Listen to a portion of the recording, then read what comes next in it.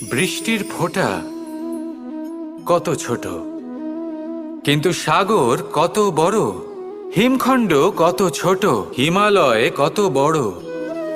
কত পার্থক্য আছে দেখুন, দশরথ পুত্র রাম আর শ্রীরাম। দেখুন, একটা ফোঁটা একসাথে মিলিত হয়ে তখন এই বিশাল সাগর তৈরি হয়। সকল হিমখণ্ড যখন একসাথে মিলিত হয় তখন এই বিশাল মহান হিমালয় গঠিত হয়। সেইভাবেই একটা ছোট্ট বনবাস দিয়ে শুরু হয়েছিল একটা যাত্রা, রাম থেকে শ্রীরাম হবার পথে, মর্যাদা পুরুষোত্তম হবার জন্য। কিন্তু এর থেকে আপনি কি শিখলেন?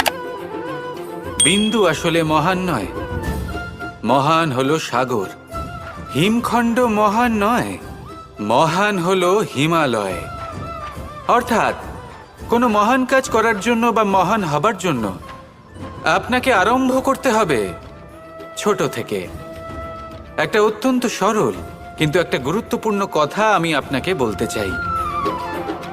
দেখুন, আরম্ভ করার জন্য প্রথমেই আপনার মহান হবার কোনো প্রয়োজন নেই, কিন্তু হ্যাঁ, মহান হবার জন্য প্রথমে আরম্ভ করা অত্যন্ত প্রয়োজনীয়। আপনি যদি শুরুই না করেন তাহলে কখনো মহান হতেই পারবেন না। প্রকৃত নিষ্ঠা দ্বারা আরম্ভ করুন।